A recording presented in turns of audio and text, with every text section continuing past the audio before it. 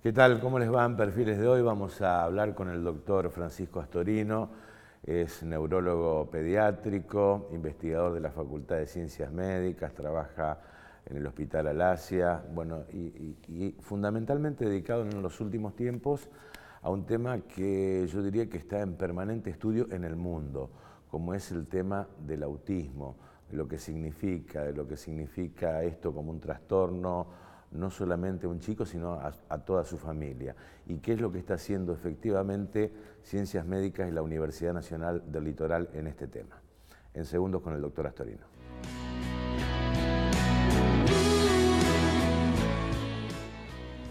¿Qué tal, doctor? ¿Cómo le va? Buen día. ¿Qué tal? Buen día. ¿Cómo anda? Muy bien. Bueno, antes que nada, ¿cómo define usted el autismo y qué es esto? ¿Un trastorno, una enfermedad? ¿Cómo que lo define? Los nuevos tiempos nos llaman a llamar a estos trastornos del espectro del autismo. Eso es que los nuevos manuales prefieren usar, porque no es un único trastorno, ni es una única imagen, sino que existen variados compromisos en las personas que los padecen, que pueden ubicarlos como en un paraguas muy grande desde un extremo hasta otro. Entonces uno puede encontrar individuos que tienen autismo que son absolutamente dependientes y que no pueden comunicarse y estar ensimismados, a otras personas que también padecen el mismo trastorno y quizás estén dándonos clases en algún claustro universitario. Debe ser ese el gran problema, ¿no? Sí, el tema es que algunos pasan supuestamente desapercibidos porque algunas de sus habilidades les permiten socialmente desenvolverse, o porque el medio donde se desenvuelven los toma como alguien diferente, sin preguntarse si estas personas padecen esto que es el autismo, que es tener intereses muy restringidos, tener muchas dificultades en la interacción social y fundamentalmente en la comunicación. En la comunicación desde todo punto de vista, Desde todo punto desde de el punto de vista. vista de la manifestación de hechos, de la familia, de la sociedad, de los amigos, de todo. Hay individuos que padecen autismo y no pueden comunicar, que se sienten mal, no pueden comunicar lo que quieren decir. Esos son los que más profundamente están afectados. Pero hay otros que simplemente no pueden comprender, por ejemplo, los chistes y el doble sentido, o las bromas, o las indirectas. O sea, tienen un compromiso en una jerarquía elevadísima de su lenguaje, en donde ellos no pueden comprender esto, o no pueden comprender simplemente que la gente se interese por ciertos temas que a ellos no les interesan. ¿Esto tiene algo que ver con la capacidad intelectual de un chico, por ejemplo, o no? 50% de aquellos que tienen autismo suelen tener compromiso intelectual, suelen tenerlo. Y el retardo mental o el retraso cognitivo está muy asociado, pero no todos los individuos que padecen autismo padecen retraso cognitivo. Y, por ejemplo, ¿qué síntomas demuestra el autismo o la importancia que tiene para un padre, bueno, detectar que podemos estar en un caso de autismo? Uno prefiere pararse en distintas etapas de la vida. Es muy difícil para los padres poder comprender cuáles son las etapas del desarrollo de los primeros meses o los primeros años de sus chicos.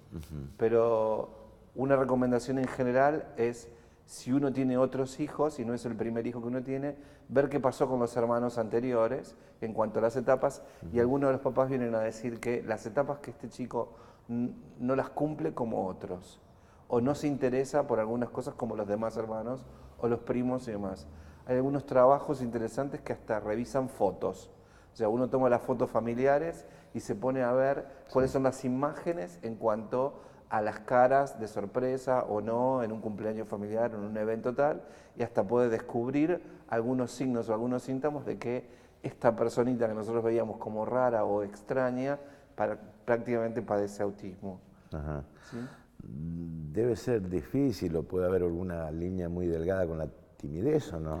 Hay una línea muy delgada con la timidez y con la introspección, Sí. pero muchos de nuestros chicos pequeños con autismo ni siquiera tienen en cuenta cuando los llaman por el nombre, o si su papá o su mamá, por más tímidos que sean y ellos padecen autismo, entran en una habitación, no registran la entrada y la salida. En general nuestros chicos neurotípicos, cuando su papá o su mamá entran a la casa, por lo menos saludan o miran a ver qué sucede o no.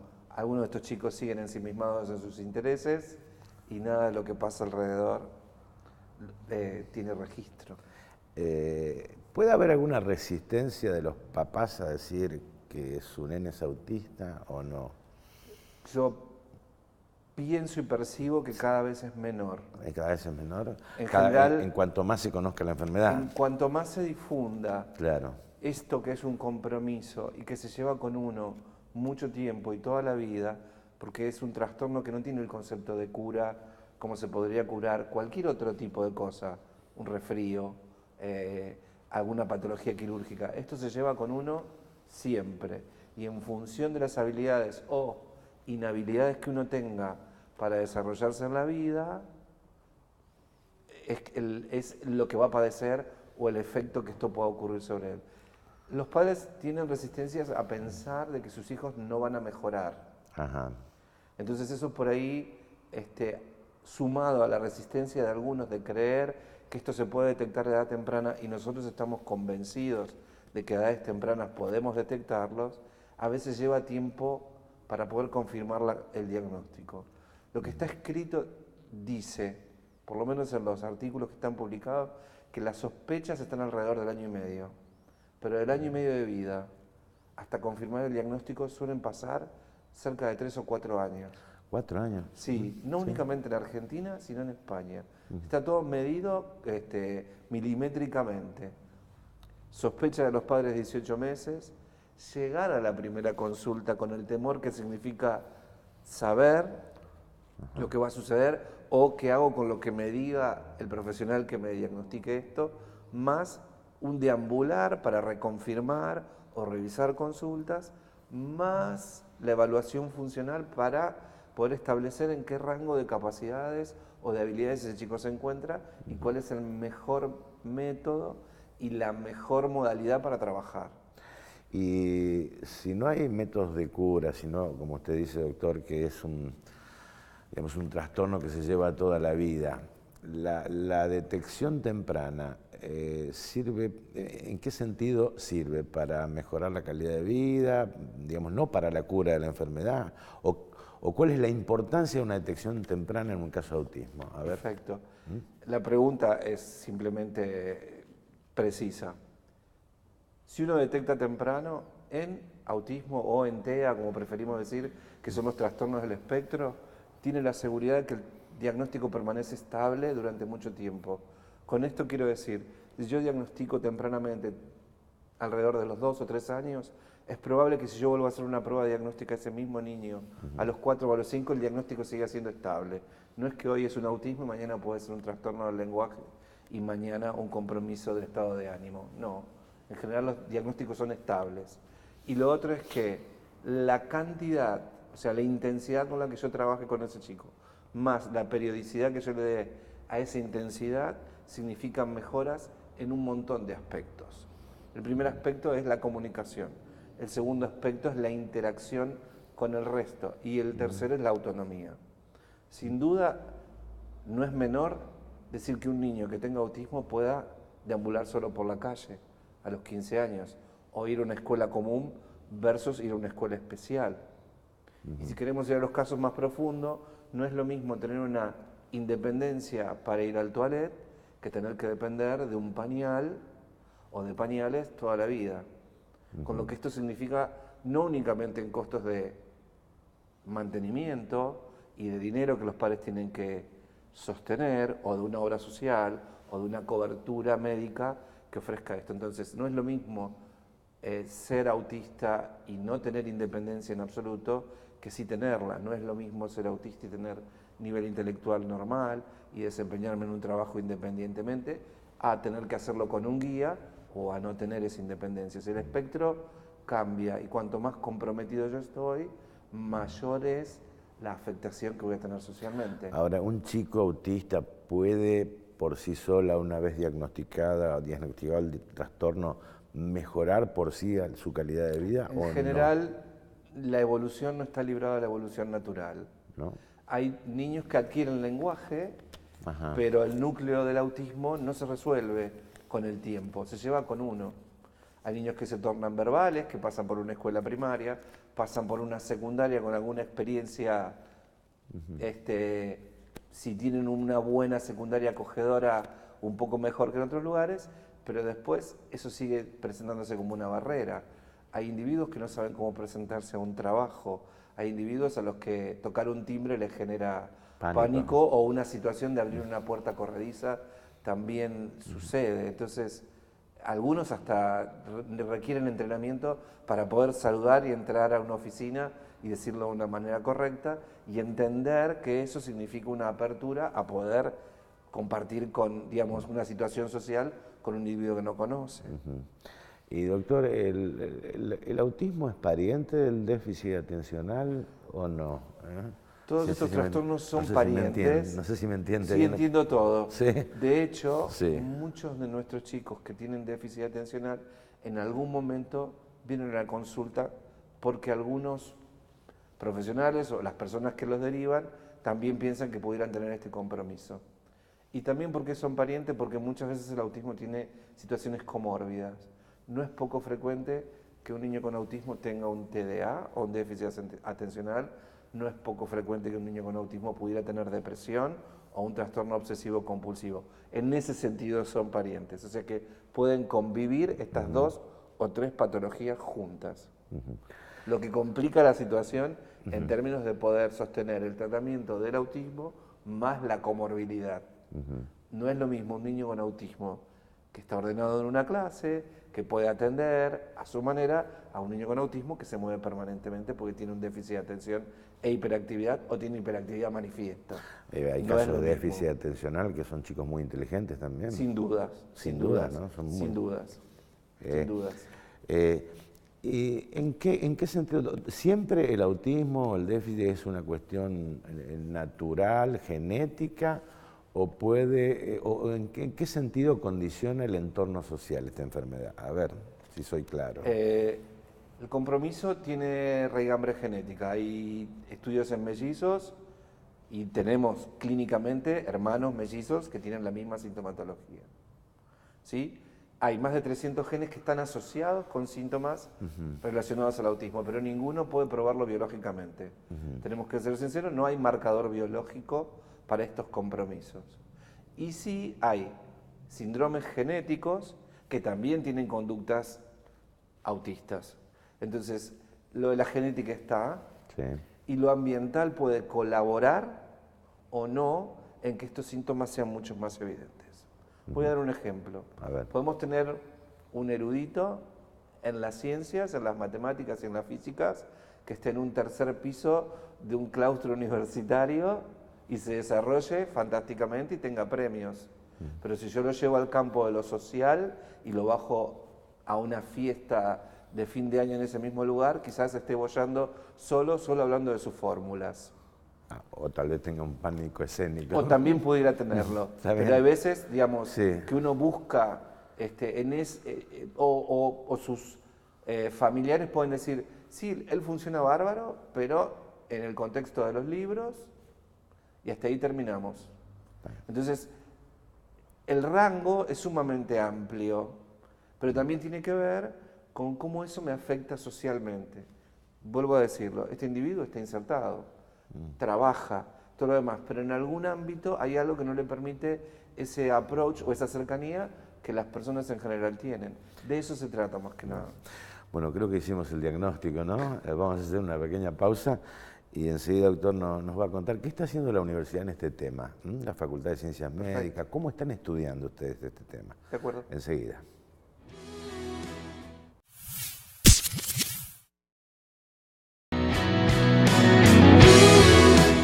Bien, seguimos con el doctor Astorino, bueno, habiendo reflejado, si es que se puede, pero casualmente este tipo de programas trata de ampliar un poco más algunos conceptos de lo que es el autismo. Me gustaría preguntar cómo están trabajando en la universidad, en la facultad con este tema. Sabemos que hay estudios que prácticamente son únicos en el país, ¿no?, sobre autismo. Nosotros estamos preocupados, digamos, el puntapié inicial de nuestro trabajo de investigación es acerca de la prevalencia. La prevalencia de cualquier situación en salud o en educación es cuántos individuos por cada 10.000 o por cada 1.000 le sucede algo en un lugar determinado, en un tiempo determinado. En este caso, nosotros estamos preocupados porque las publicaciones dicen que el número o la prevalencia en autismo o en TEA ha aumentado estrepitosamente en los últimos 30 años. En la década del 70 se creía que había uno cada 10.000. En la década del 80 pasamos a uno cada 2.000. Y en la década actual se cree que hay uno cada 150 personas. Me disculpa una interrupción. O sea, ¿hay más casos o se conocen más casos? A ver. Esas son las dos preguntas que hace 10 años individuos vienen discutiendo acerca de. ¿Por qué? Porque hay estudios poblacionales que se han hecho en distintos lugares. Entonces lo que hay que hacer es poder analizar cada uno de esos estudios de prevalencia y ver qué variables tomaron. Algunos estudiosos dicen que los métodos de diagnóstico permitieron o aumentaron o colaboraron con la presencia de mayor número de individuos diagnosticados. Tampoco es tan probable porque muchos diagnósticos son en forma clínica y muchos estudios de prevalencia tienen vicios en el diseño. Está bien. Segundo, es difícil abocarse al estudio de la prevalencia poblacional buscando estos compromisos directamente. Entonces hay que ir por otro lado para poder encontrar los individuos que pudieran padecerlo. En el caso particular nuestro, nosotros presentamos un CAID y estamos desarrollándolo, en donde estamos tratando de determinar prevalencia en niños pequeños, creyendo en esto del diagnóstico temprano, de 18 a 36 meses en el ámbito de la ciudad. ¿Y qué han encontrado hasta ahora, doctor? Las cifras con las que nosotros trabajamos, nuestros matemáticos trabajaron para poder calcular, nos obligan a estudiar 512 niños de la ciudad. 512 tenemos que evaluar. De esos 512 los tenemos que distribuir en los 8 distritos poblacionales y poder ubicarlos proporcionalmente a la cantidad de niños que había, según los cálculos de la INDEC, del IPEC y del observatorio local, o sea, el de la UNL, en cada uno de los distritos. Para resumir, la ciudad en el 2014 tenía de esos niños de 1 año a 3, 17.656. Con una serie de fórmulas para poder establecer la cantidad proporcional sale ese número 512. Y de cada distrito nosotros tenemos que ver la cantidad proporcional. Doy un ejemplo. En el distrito noroeste, que es un distrito populoso, tenemos que ver 106 niños. En el distrito de la costa tenemos que ver 47, porque depende de la densidad poblacional de esas edades ahí. ¿Cuál es el diagrama que nosotros seguimos para poder buscar o encontrar los casos que necesitamos? Nosotros vamos por evaluación del desarrollo en general. Entonces, lo que hacemos es evaluar niñitos y ver cómo están sus desarrollos psicomotores. Aquellos que tengan alguna falla o alguna indicación de riesgo pasan en una segunda etapa de evaluación. Está bien. Y esos que pasan en la segunda etapa de evaluación son evaluados con una prueba de screening para autismo. Los que den positivos en esa prueba pasan finalmente a una evaluación específica. Está bien. Lo que nosotros tenemos a la fecha son 220 niños reclutados participando en el trabajo. Y hasta la fecha encontramos 6 de esos MCHATs o esas escalas de screening positivos, lo que significa que son 6 candidatos a poder tener TEA, de los cuales tenemos 2 positivos a la fecha. Quiere decir que de 220 tenemos 2 positivos, con uno tercero que tiene una evaluación pendiente y muy probablemente resulte positivo, o sea, 3. La característica importante de nuestros números es que los 3 son varones. Autismo es una patología que predomina en varones. ¿Sí? Sí, 4-1 por sobre las niñas. Entonces estamos también teniendo esas proporciones. ¿Se puede investigar las causas, doctor, de esto? Es decir, si tiene que ver algún origen nutricional, hereditario, psicosocial para que Nuestro trabajo en particular está abocado a ver prevalencia, costos, porque si hay un compromiso que es mucho más prevalente ahora que en la década del 70, significa que los costos estimados de gasto de estos niños deben ser distintos a los que se lograban hace 30 años. Y no existen estudios de costo en la Argentina.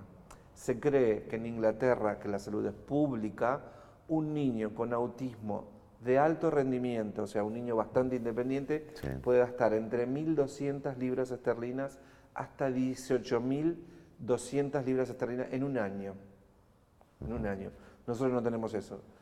El tercer estudio es un estudio con profesores de educación física que van a trabajar sobre habilidades motoras gruesas, y después tenemos 3 cientivecarios que están hablando de esto de las causas. Hay un cientivicario que está evaluando los factores de riesgo de cada uno de estos niños. Si ha tenido madres adolescentes, si ha tenido antecedentes de hacinamiento o cuestiones sociales dentro de la familia, si hay consumo de sustancias dentro de la familia, si hubo algún riesgo biológico, porque el niño puede haber tenido algún problema preparto, periparto o posterior. Esa es una línea de trabajo que hay uno de mis cientivecarios que está siguiendo, que es riesgo, factores y si pudiera estar afectando. Otra de las cientivecarios lo que está viendo es el perfil de compromiso de aquellos que no tienen autismo pero sí fallaron.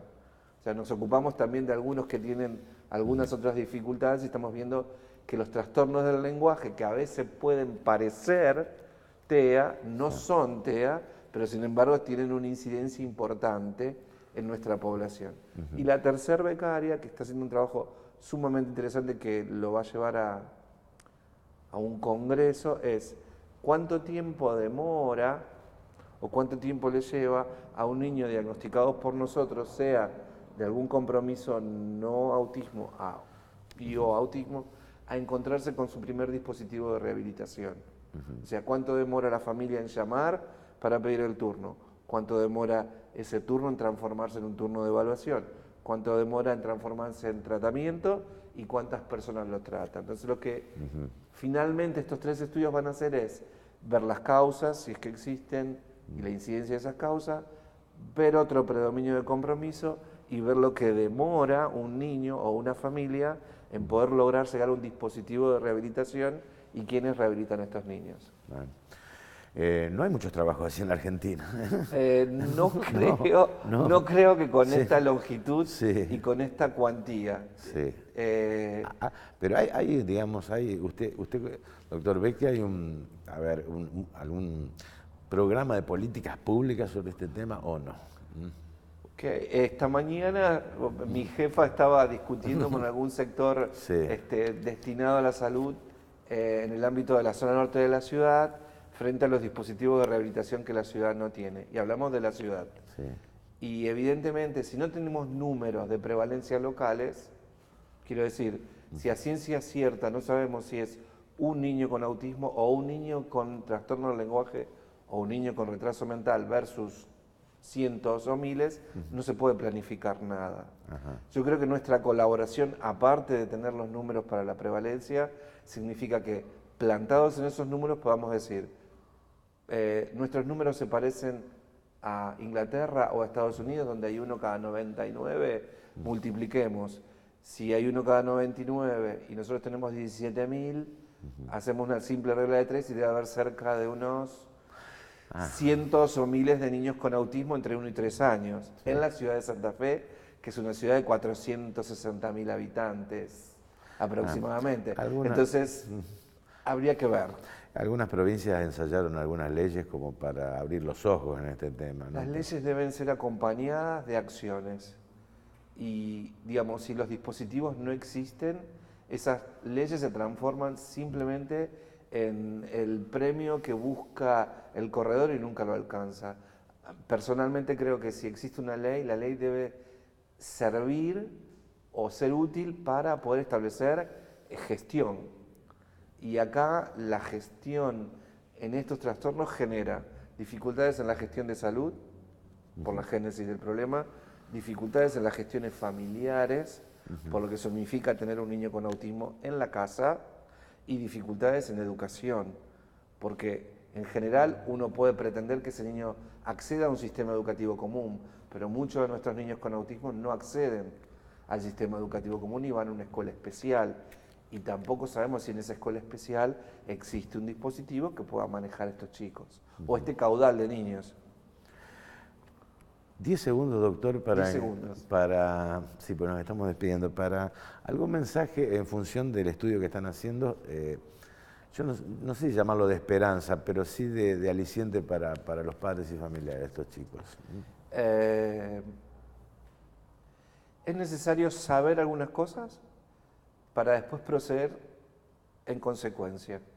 Si yo sé cuántos niños hay en concreto o tengo un estudio de prevalencia que no está viciado, puedo plantarme frente a alguien que tenga poder de gestión y decirle, tengo esto, ahora necesitamos hacer lo segundo.